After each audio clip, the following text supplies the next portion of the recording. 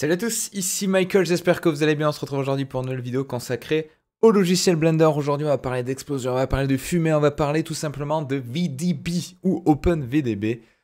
Je vais vous expliquer un petit peu en quoi ça consiste, comment le format doit être interprété par Blender, comment importer tous ces éléments-là par Blender, comment faire un shader dynamique, automatique avec les propriétés de VDB, et un shader un petit peu plus custom, vous allez pouvoir modifier la couleur des flammes, etc.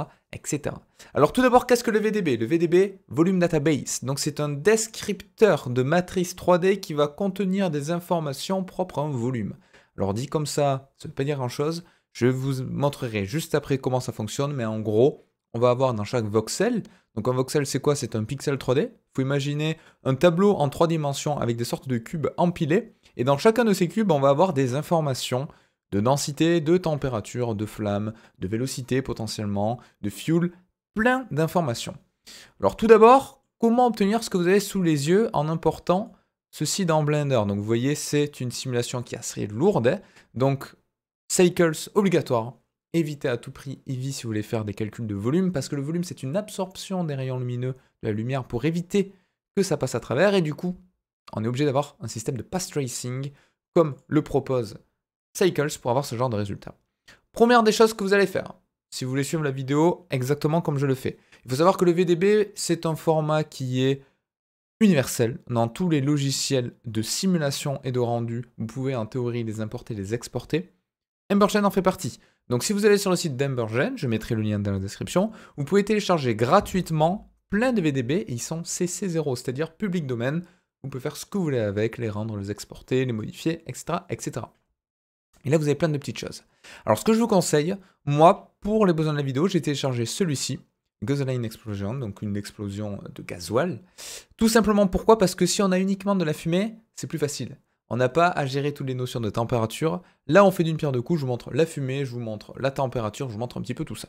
Donc vous allez le télécharger et vous allez avoir quelque chose qui ressemble à ceci. Donc normalement, vous avez un point zip, vous pouvez, ou un point rar, bon, vous pouvez dans tous les cas l'extraire avec WinRAR ou avec 7zip, avec ce que vous avez comme logiciel, et vous allez avoir ceci.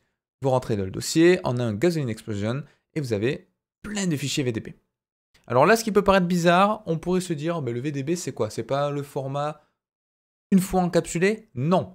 C'est un petit peu comme l'alambic. Vous savez, le point ABC, il y a deux types d'alambic. Il y a soit les alambics où on encode un ABC par frame ou un ABC global. Là, c'est comme l'ABC par frame, c'est-à-dire qu'on va avoir un VDB par frame. Donc là, j'ai un VDB qui va de la frame 0 à la frame 130.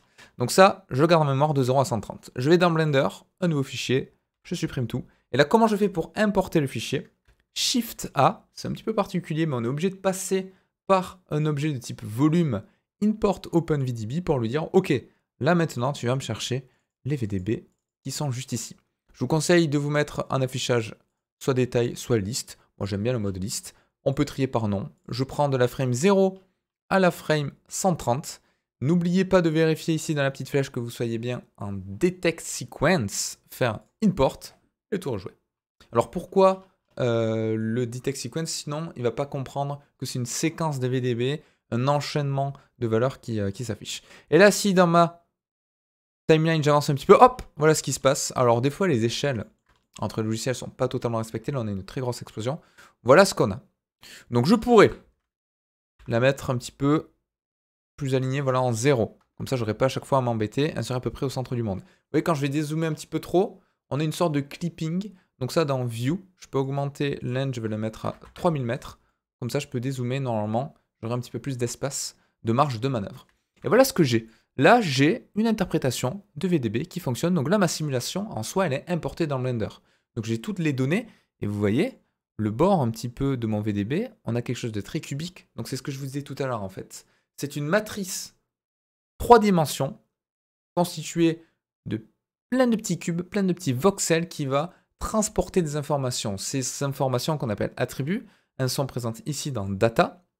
Et là, vous voyez, on a plein d'attributs. On a, si je vais ici, une information de density. Donc ça, c'est la densité de mon volume avec un type d'attribut. Donc là, c'est du float. On a des flammes, on a de la température. Et vous voyez, à chaque fois, ces attributs, ça va nous permettre, notamment dans les shaders, de pouvoir lui dire, tu me récupères l'attribut de la flamme et tu me mets uniquement du feu ici. Donc la densité, c'est la densité du volume, la flame et la température. Et tout ceci, c'est dynamique. Vous voyez? Ici, on peut voir qu'on passe d'une température très élevée à quelque chose qui va se refroidir petit à petit. Pareil pour les flames. Normalement, flame et température sont étroitement liés. Donc vous allez voir qu'il y a quelques particularités. Et pareil pour la density.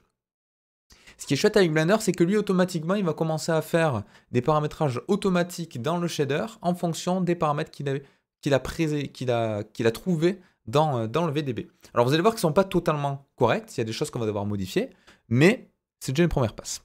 Alors, première chose à faire, je vais passer en Cycles, je vais passer en GPU, je vais passer en rendu pour voir ce qu'il fait. Et déjà là, vous voyez, j'ai une sorte de volumétrique qui fonctionne, mais il est très très sombre. Il est très sombre, pourquoi? Parce que j'ai pas de light. J'ai pas de light pour éclairer ma scène. Donc je vais aller ici dans le World. Dans Color, je vais faire un Sky Texture par exemple, de type Nishita, c'est très bien. En plus par défaut, il est derrière, ça va nous faire une sorte de rim light. Ça me va très très bien.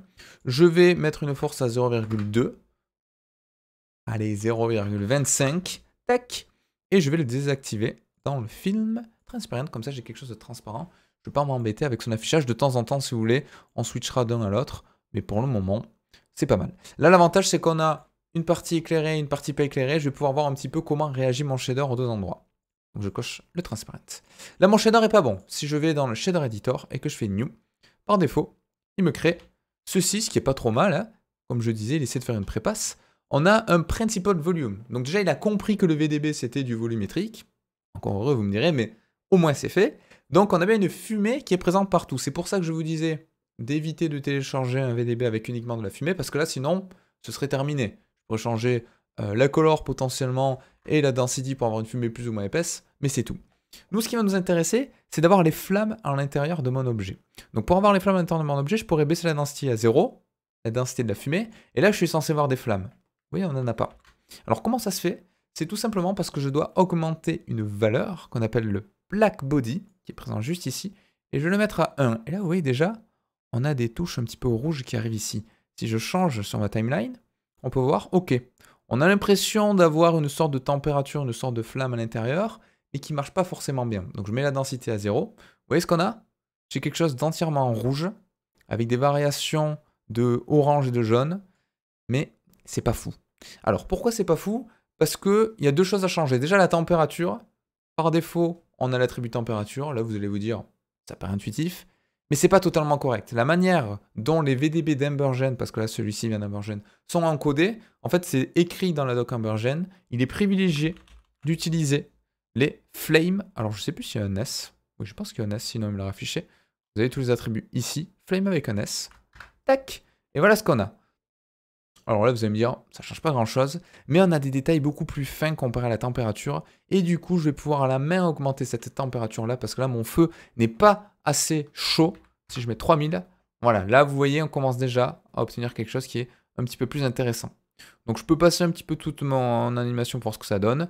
N'hésitez pas à bouger cette valeur comme vous le voulez. Vous pourriez très bien abuser et avoir quelque chose de très très chaud, très très puissant, comme on a juste ici. Pourquoi pas, hein? Ça dépend vraiment de ce que vous voulez obtenir en termes de résultats.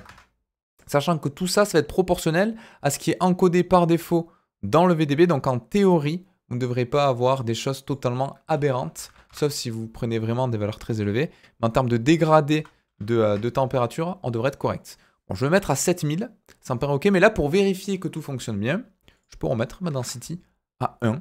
Et voilà ce qu'on obtient. Donc on a bien une fumée avec du feu à l'intérieur. Et tout ça qui est décrit par le OpenVDB avec des informations qu'on vient récupérer dans mon principal volume. Vous voyez, si je me mets dans la partie éclairée, on a une fumée qui est peut-être soit trop claire, soit pas assez épaisse. Donc je peux baisser un petit peu. Oui, la rendre. Alors je pourrais la mettre totalement sombre, mais c'est pas très réaliste. Je vais la mettre par exemple ici. La density, par exemple, je pourrais la passer à 2 pour avoir quelque chose d'un peu plus épais. Et voilà ce que j'obtiendrai. Donc moi, pour les besoins de la vidéo, je remets quelque chose d'un petit peu plus naturel. Parce que ça dépend vraiment du lighting. Là, on ne va pas travailler l'éclairage aujourd'hui. Mais voilà ce qu'on pourrait obtenir très facilement, très rapidement. Par contre, on a un petit souci. C'est que par défaut, vous voyez, quand mon explosion va apparaître, on a du rouge là. Pourquoi on a du rouge comme ça? C'est tout simplement l'interprétation de la température de Blender qui est fait de telle manière. Alors, on a possibilité de contourner un petit peu ce problème. Comment on peut contourner ce problème? En créant nous-mêmes notre propre shader. Toujours en utilisant ces fameux attributs encodés dans les voxels. Alors d'ailleurs, vous remarquez que là, j'ai parlé de la température, mais il y a également la density. Si la density, hop là, j'enlève le Y, tac. Vous voyez ce qu'on a?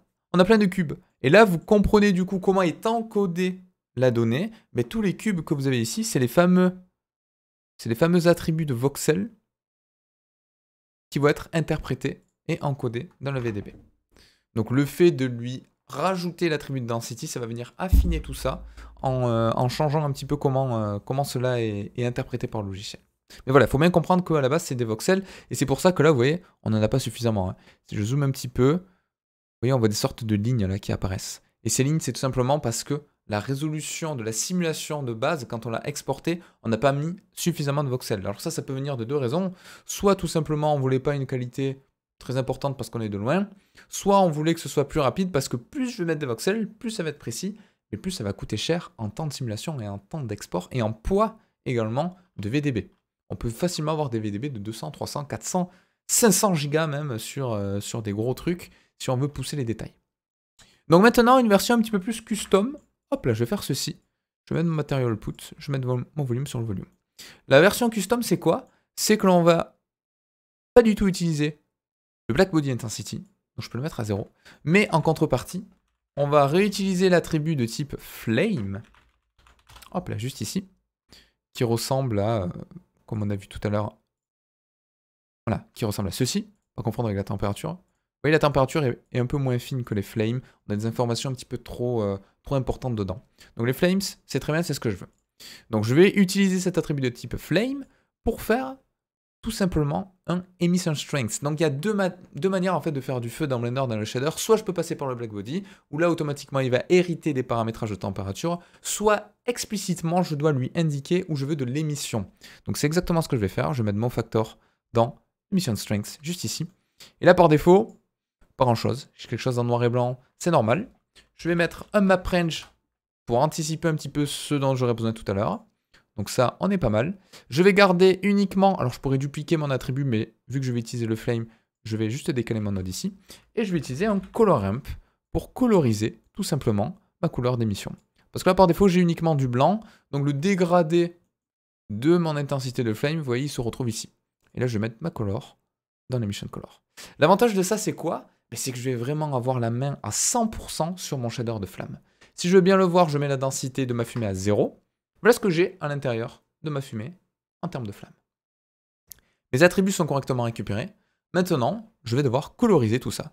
Donc comment je fais? Je vais rajouter une poignée ici. Donc là, il y a plein de vidéos sur internet qui vont vous expliquer comment colorer correctement le feu. Ce que je vais faire va pas forcément être physiquement juste, mais vous voyez déjà, avec un seul node, on peut avoir quelque chose qui est un petit peu plus réaliste.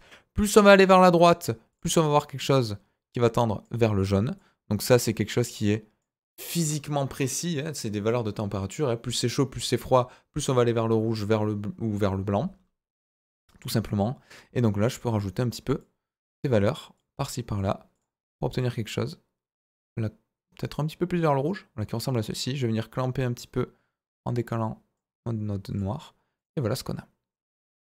Et là, l'avantage, c'est que mon shader, il est totalement dynamique, il est totalement procédural, et du coup, je vais pouvoir avoir quelque chose en augmentant la density qui ressemble à ceci. Et très important, si je retourne au 0, vous voyez, là, j'ai encore trop de rouge au début. Donc en fait, vous voyez, le shader qu'on a fait ici, c'est un shader qui s'approche de quelque chose qui est physiquement juste, mais c'est ce que j'avais avant avec l'interprétation de température. Donc si je trouve que c'est trop rouge, je peux aller ici, le décaler un petit peu vers l'orange, et voilà ce que j'obtiendrai. Voilà ce qu'on a comme shader. Alors là, vous voyez, il y a plein de défauts. Hein. Ce jaune, il va pas du tout. Il faudrait que je le mette plus comme ça. Tac. Et là, on a quelque chose qui est un petit peu mieux. Alors l'avantage de ça, c'est quoi? Il y en a plusieurs. L'avantage, c'est que ici, je peux vraiment différencier l'emission strength et l'emission color. Donc c'est deux choses très différentes. L'intensité de l'emission strength avec le to max, je vais pouvoir l'augmenter. Donc plus j'augmente ça, plus je vais voir quelque chose, vous voyez, qui va être un petit peu à haute température. C'était l'équivalent de la température d'avant. Donc là, je vais mettre par exemple du 5. Et voilà ce que j'obtiens. Donc là, je vais remettre quelque chose plat de blanc, comme ceci, pour avoir un joli dégradé. Je vais rebouger un petit peu mes poignets. Et voilà ce que je pourrais avoir.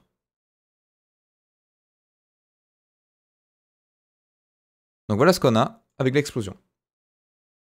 Donc la différence c'est quoi? C'est que là j'ai vraiment la main sur tout le comportement du shader de mon explosion. C'est-à-dire que si je veux avoir une explosion qui par exemple tend vers le vert, si je veux avoir quelque chose de totalement surréaliste, ben, je pourrais avoir quelque chose, vous voyez, qui tend vers le vert automatiquement, comme ceci, même avec des pointes de jaune si vous voulez. Et voilà ce que je pourrais obtenir pour avoir quelque chose bon, de très stylisé, d'un petit peu plus cartoon ou autre. Ça vous faites vraiment comme vous voulez. Alors que avec l'ancien système, ça aurait été un petit peu plus compliqué. Alors j'aurais pu changer ici le Black Body Tint, vous voyez, pour changer la teinte, mais ça aurait été plus laborieux. Là, j'ai vraiment la main sur tout mon dégradé, tout mon panel d'interprétation de température.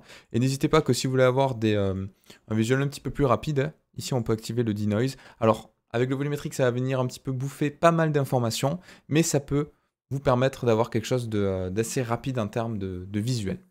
Donc voilà, c'est tout pour aujourd'hui, j'espère que ça vous aura plu. Si on fait un résumé de ce qu'on doit retenir, l'OpenVDB, donc volume database, c'est un fichier qui va décrire une matrice 3D d'informations de mes volumes, en termes de densité, en termes de température, en termes de vélocité potentiellement également, si vous le souhaitez. Et tout ceci, je vais venir le récupérer dans mon logiciel de 3D, en l'occurrence Blender, et réutiliser les attributs pour les interpréter et modifier le shader en fonction de ceci. Donc là, j'ai fait quelque chose de relativement simple, mais j'aurais très bien pu dire remodifie mon shader de flame avec un noise par-dessus, rajoute du display sur la fumée avec un modifieur. On a plein de choses qu'on peut venir faire pour sublimer encore le résultat qu'on obtient ici. Donc j'espère que ça vous aura plu, n'hésitez pas à me le dire dans les commentaires, à poser des questions sur le Discord qui est présent dans la description, et je vous dis à la prochaine. Ciao.